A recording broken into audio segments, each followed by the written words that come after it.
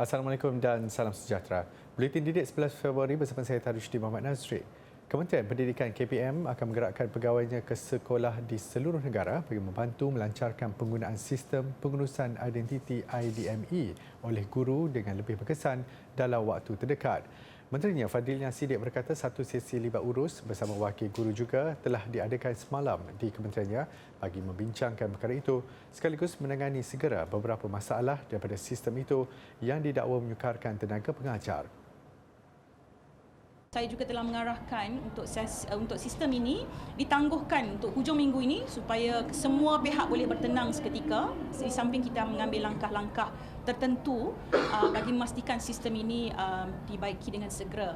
Yang lain tindakan-tindakan drastik lain saya akan umumkan dari semasa ke semasa.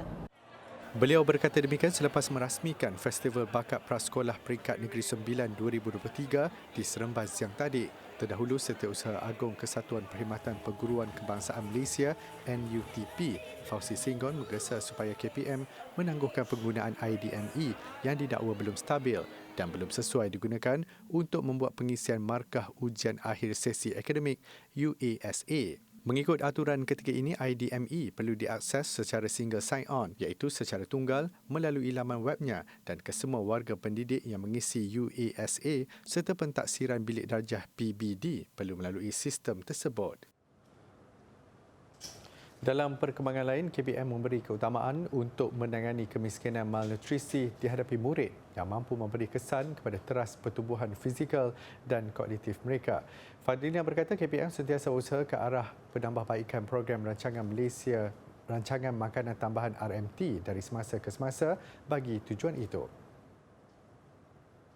Melalui hantarannya di laman Facebook hari ini, Fadilina berkata aspek nutrisi dan pemakanan sihat untuk kanak-kanak sentiasa menjadi keutamaan KPM dalam pembinaan negara madani.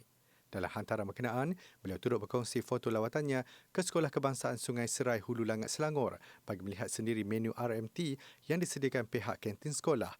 Lawatan itu turut disertai penasihat kanan ekonomi dan keuangan kepada Perdana Menteri Nurul Izzah Anwar dan pegawai nutrisi. Kementerian Pendidikan dan Kementerian Pendidikan Tinggi sudah diarahkan membuka ruang kepada pelajar dan kaki tangan memberi pandangan secara terbuka. Perdana Menteri Datuk Seri Anwar Ibrahim berkata beliau turut memaklumkan perkara itu kepada mereka menteri yang terlibat. Sudah buka ruang, terutama Menteri Pendidikan Tinggi, buka ruang supaya universiti itu lebih segar memberikan pandangan-pandangan, melainkan hal-hal yang mencerca ataupun perkauman atau faham agama yang melampau. Yang lain itu dibebaskan, termasuk teguran atau kritikan terhadap Perdana Menteri atau kerajaan. Menurut Datuk Seri Anwar, mahasiswa turut diberi kebebasan bersuara yang sama. Terdahulu dalam ucapan beliau pada Majlis Penyerahan Sumbangan Tabung Pelajar Antarabangsa Abu Sulaiman AISF di Universiti Islam Antarabangsa Malaysia UIAM di Gombak siang tadi, Datuk Seri Anwar menyuarakan teguran agar KPT meninggalkan amalan lama yang telah lapuk dan menggalakkan pelajar untuk berfikiran lebih kritikal dan kreatif. Namun ianya perlu disertakan bersama fakta dan kefahaman serta berniat untuk tidak mengaibkan dan menghina mana-mana pihak. Menurut Datuk Seri Anwar Ibrahim lagi, sudah pasti akan ada pihak yang menyalahgunakan kebebasan ini, namun beliau sudah meletakkan syarat setiap teguran harus bermerik dan berilmu. Tambahnya, antara kegagalan masyarakat pada masa ini adalah dalam soal mendidik dan membentuk kepimpinan. Kebanyakan mereka hanya mengikut dan tidak bersuara. Dalam pada itu, di majlis sama, AISF memberi sumbangan berjumlah 1.29 juta ringgit kepada pihak UIAM untuk diagihkan kepada mahasiswa antarabangsa berkelayakan yang memerlukan. Kementerian Kemajuan Desa dan Wilayah KKDW bertekad memastikan tidak berlaku keciciran dalam kalangan lepasan sijil pelajaran Malaysia SPM, terutama masyarakat luar bandar untuk melanjutkan pelajaran ke peringkat lebih tinggi. Timbalan Perdana Menteri Datuk Seri Ahmad Zahid Hamidi berkata ia merupakan sebahagian daripada tanggungjawab KKDW untuk membangunkan sosioekonomi masyarakat berkenaan. Beliau juga mahukan supaya pelajar institusi di bawah kementerian berkenaan, khususnya dalam bidang berkaitan pendidikan teknikal dan latihan vocational TVET, diberi peluang melanjutkan pelajaran ke peringkat lebih tinggi. Kita perlu terus berusaha dan memastikan tidak lagi berlaku keciciran di kalangan lepasan SPM untuk melanjutkan pelajaran. Kita perlu pastikan no one is left behind. Kita mahu dan kita berhasrat untuk melihat pelajar-pelajar institusi pendidikan di bawah KKDW ini, terutamanya di kalangan institusi TVET, mendapat peluang untuk melanjutkan pelajaran daripada peringkat sijil hinggalah ke peringkat PhD. Beliau berkata demikian pada Majlis Convocation ke-19 Universiti Kuala Lumpur Unit KL di Ibu Negara siang tadi. Katanya kerajaan akan terus menyokong peranan MARA dan Unit KL dalam penawaran program modal insan yang berimpak tinggi sekaligus menjamin peluang pekerjaan mahupun pilihan menjadi seorang usahawan.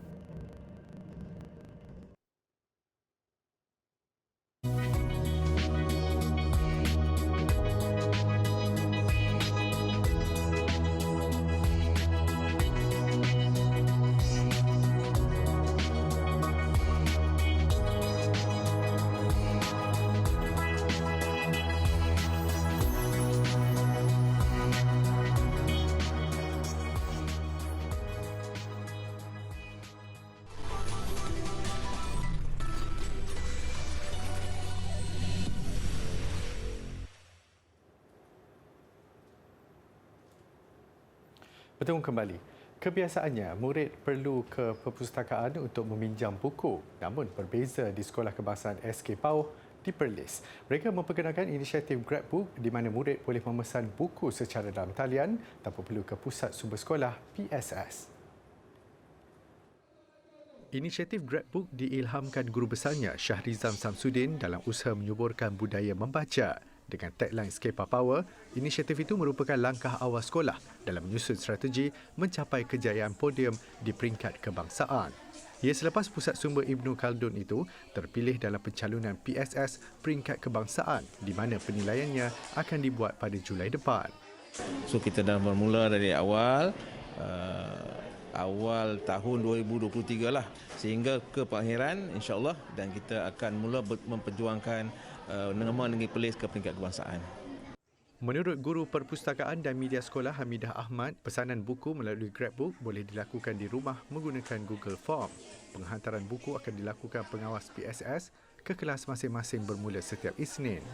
Ya, saya akan update ikut gambar. Saya dah ambil gambar setiap buku-buku tu, saya masukkan ke dalam Google Form tu. Jadi mereka tengoklah yang menarik.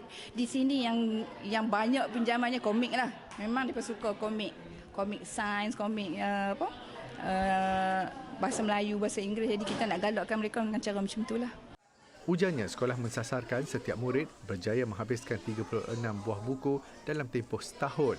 Namun dengan inisiatif Grabbook, sekurang-kurangnya semua buku dibaca mereka setiap minggu.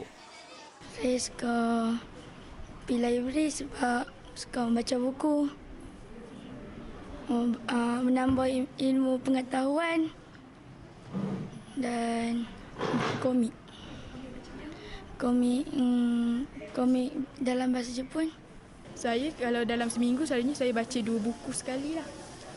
Sama ada saya pinjam di library atau saya baca buku-buku di luar.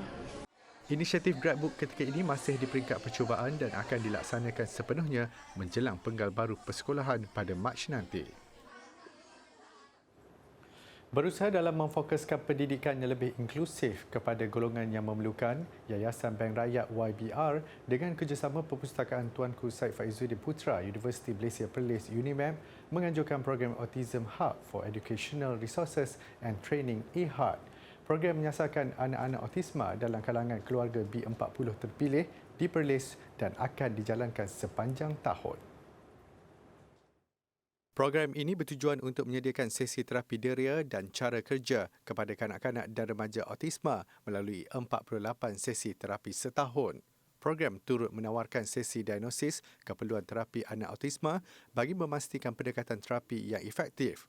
Pada masa sama, ia turut menyediakan sokongan kemudahan pengangkutan kepada mereka yang menghadapi kekangan menghantar anak-anak untuk mengikuti sesi terapi.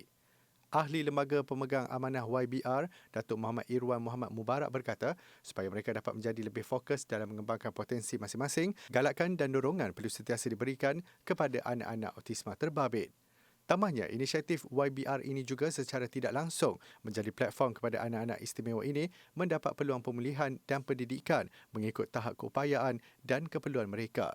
Kerjasama ini adalah langkah positif bagi memastikan anak-anak autisma mendapat tempat dalam kalangan masyarakat. Ujarnya lagi, golongan istimewa ini berbeza dengan mereka yang normal tetapi tetap mempunyai kelebihan akal fikiran dan kemahiran. Diharapkan sokongan berterusan daripada semua pihak, terutamanya ibu bapa, keluarga dan masyarakat menjadikan mereka lebih berdaya saing serta mampu mempunyai masa hadapan yang lebih cerah. Bagi tahun 2022, seramai 33,903 penerima manfaat menyertai program pembangunan masyarakat anjuran YBR dengan jumlah peruntukan sebanyak 2.6 juta ringgit. Daripadanya, sebanyak 72 program turut ditampilkan.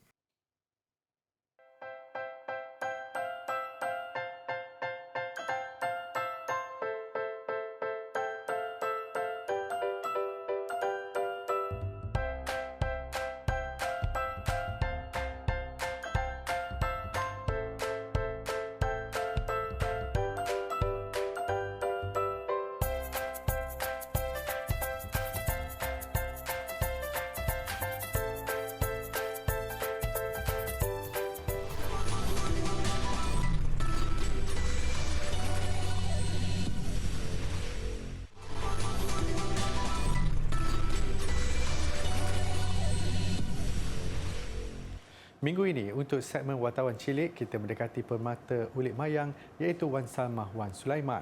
Kru TV PSS Sekolah Kebangsaan SK Sultan Sulaiman I yang berkunjung ke kediaman penyanyi asal lagu Ulik Mayang itu di Kuala Terengganu mahu berkongsi kisah di sebalik tarian tradisional ini. Sama-sama kita ikuti, laporan disediakan.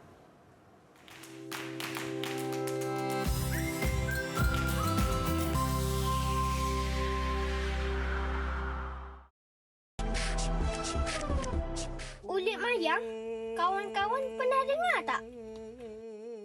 Ulik Mayang adalah satu tarian tradisional negeri Terengganu yang diiringi nyanyian merdu. Penari Ulik Mayang berpakaian cantik bak puteri. Lagu indah Ulik Mayang dicipta oleh Encik Mazlan Embung. Siapakah yang mengalunkan lagu merdu Ulik Mayang ini? Assalamualaikum. Hai kawan-kawan. Sekarang saya sedang menunggu Iris dan Aish. Kami akan ke rumah tokoh hebat Ulik Mayang tahu, iaitu Puan Wan Salmah binti Wan Sulaiman. Beliau merupakan penyanyi asal lagu Ulik Mayang ini. Apa khabar Puan? Boleh Puan ceritakan tentang diri Puan? Terima kasih. Nama saya Wan Salmah binti Wan Sulaiman. Anak-anak boleh panggil saja saya Siti. Oh, Siti. Boleh Siti ceritakan tentang Ulik Mayang? Sebenarnya, Ulik Mayang yang asal, dia tidak seperti apa yang kita dengar sekarang. Ulik Mayang yang asal sebenarnya merupakan jampi mentera yang digunakan oleh Bomo untuk berubat orang sakit. Yang itu memang ratusan tahun dahululah. Jadi Ulik Mayang yang ada sekarang ni, lagunya telah dicipta oleh arwah Tuan Haji Mazlan Embong dan tariannya dia dan juga arwah Encik Abdul Aziz Sulaiman telah mereka cipta tarian. Jadi dia tidak ada mengena sama sekali dengan Ulik Mayang yang asal. Walau bagaimanapun, drama tari Ulik Mayang yang kita dapat tengok sekarang ni mengesahkan sekumpulan nelayan yang turun ke laut. Apabila di tengah laut tu mereka telah dipukul gelombang. Salah seorang dari mereka tu telah pengsan. Kawan-kawannya bawa dia balik ke pantai. Di situ seorang bomo telah dipanggil untuk nelayan yang pengsan tadi. Dari situ barulah bermulanya lagu Ulik Mayang itu tadi. Wah, menariknya pengalaman Siti. Memang menarik, Aish. Terima kasih Siti sudi ditemui bual. Semoga Siti sihat selalu. Amin. Terima kasih. Sekian sahaja temu bual kami bersama tokoh seni budaya Terengganu 2016, Puan Wan Salma. Bye! Puteri dua berbaju serong, puteri dua bersanggo sendeng, puteri dua.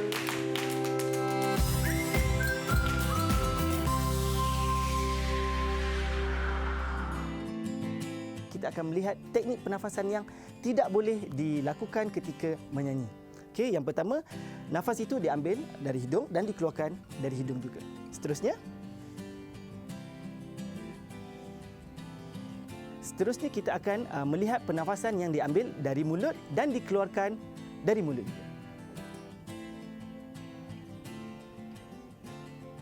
Jadi, kedua-dua ini ialah teknik pernafasan yang tidak benar. Oleh itu, saya akan menerangkan teknik pernafasan yang sebenar. Teknik pernafasan yang sebenar ialah semestinya kita mengambil pernafasan tersebut daripada hidung dan kita keluarkan daripada mulut. Seterusnya, untuk kita mengenal pasti teknik pernafasan itu menjadi atau tidak, kita harus meletakkan tapak tangan kita di atas perut supaya kita boleh lihat pergerakan perut kita. Okey? Boleh kita saksikan bersama-sama. Okey, kita ambil nafas melalui hidung dan keluarkan melalui mulut. Boleh semua? Okey, ready? 1, 2, go. Lagi sekali. 3, go.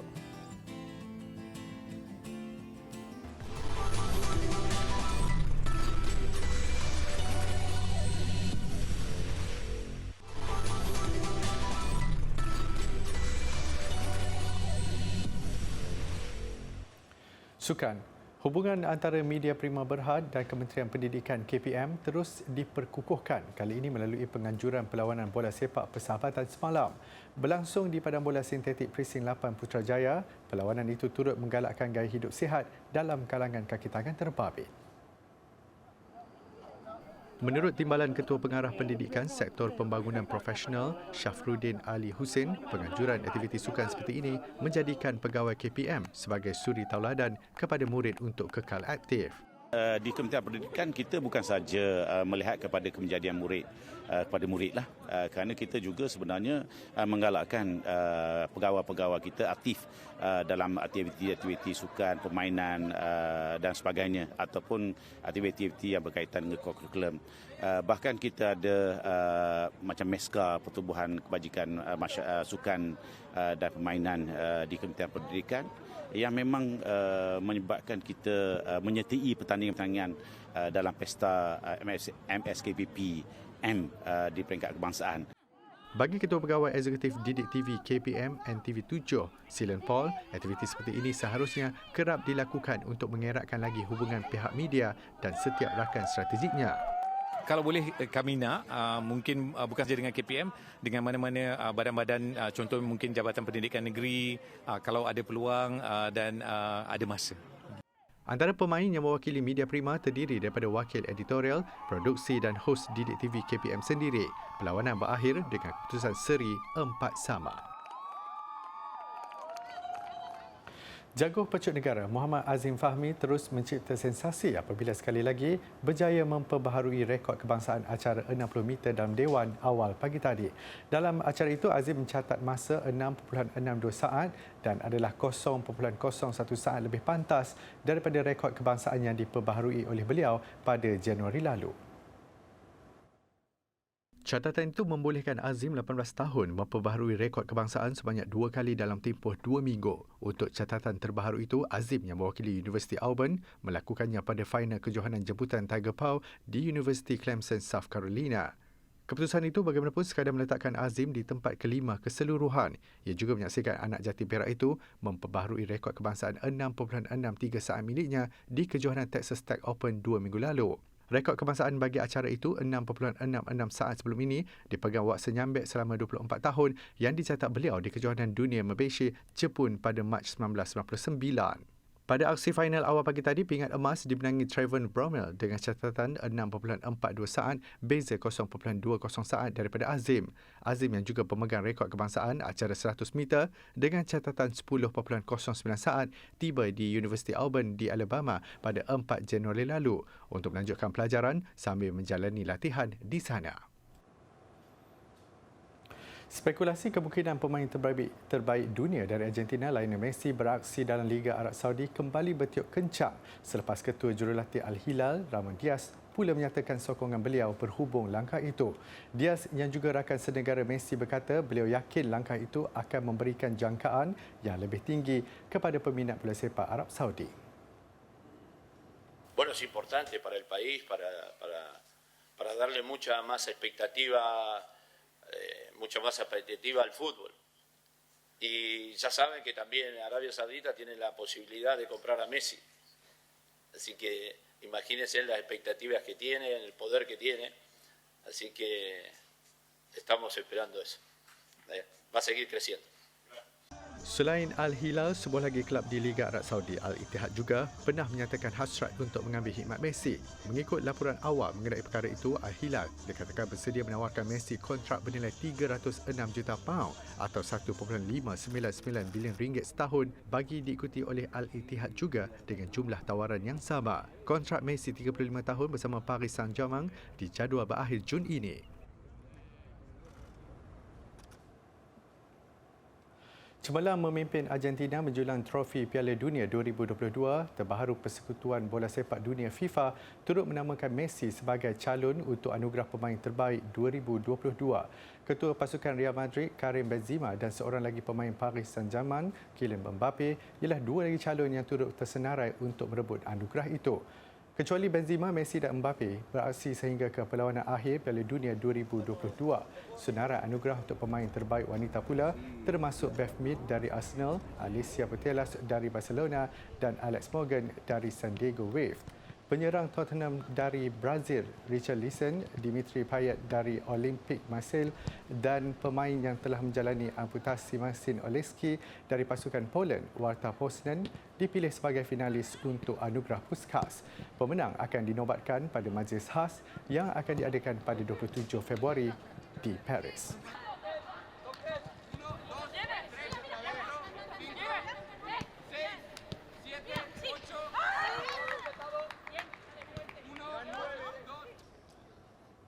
Kisah seekor anjing yang terus setia menunggu tuannya yang dipercayai masih tertimbus dalam kejadian gempa bumi di Bandar Hatay, Turkiye mengakhiri buletin didik. Ia yang turut tercedera dikatakan kerap menyalak dan berlari mengelilingi bekas kediaman tuannya itu sejak ia berjaya keluar dari runtuhan bangunan itu 3 hari lalu.